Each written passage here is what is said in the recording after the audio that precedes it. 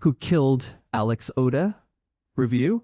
A modest true crime doc where the answers are out in the open. A film of deceptive simplicity. Jason Osder and William Lafayette investigative documentary, Who Killed Alex Odeh, often struggles against its own straightforward style, but in the process embodies the helplessness of its grieving subjects. Its focus is the 1985 assassination of a Palestinian activist in California, the specifics of which it lays out through archival footage. However, contemporary interviews and investigations turn up surprising answers about who was responsible, not because their identities are unknown, but because the specifics have been in plain sight for decades. The film's very premise presents a challenge, especially in the age of the true crime documentary. The suspects who bombed the office of Alex Odeh have long been identified by the FBI, and while one was imprisoned for unrelated crimes, the other two have been living comfortably in Israel for many years. In the film, this is treated halfway between a major reveal and an inevitability. It's hard to be quite sure of the intent, but what's surprising isn't these known facts about the alleged terrorists, but rather the ease with which Israeli investigative journalist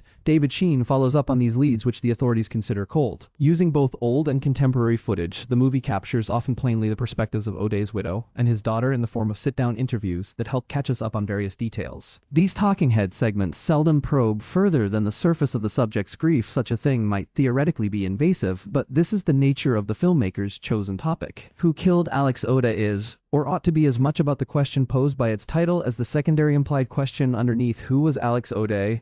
This query is largely left up to news clips from 80s and 90s of people discussing him in depth, both supporters and detractors alike. This gradually pivots the narrative toward the possible culprits in the form of the Jewish Defense League JDL, an organization in Europe and North America, branded a right-wing terrorist group by the FBI. However, who Odeh was outside these parameters of this death is given only glancing attention, making it hard to fathom who and what was lost. The investigation itself takes curious turns, with surprises that are less about the facts themselves and more about the ease with which necessary information can be found online, a simplicity of access that ends up applicable to alleged perpetrators too. Reporters, including Sheen, can be seen concocting covert plots to meet with them face to face, the success or failure of which briefly becomes an intense point of interest. As the directors paint a portrait of the JDL and its founder Mir Kahane, the film becomes undoubtedly informative, with enough by way of violent statements made against Arabs accompanied by spooky music to really hammer home how scary these forces are. However, what goes unsaid even amidst the most surprising parts of the reporter's quest, including discoveries the camera captures in real time about why the case was unceremoniously dropped, is the why of it all. The film can't help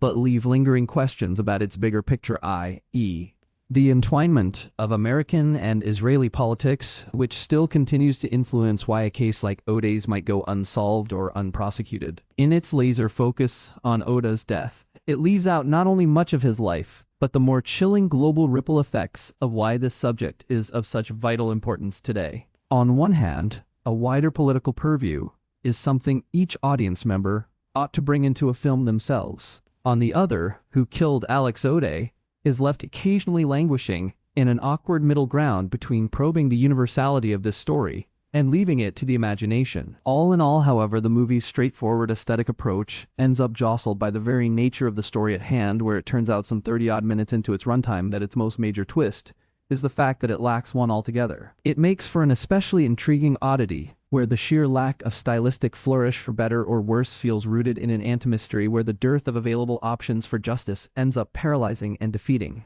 By the end, its lack of catharsis is the point.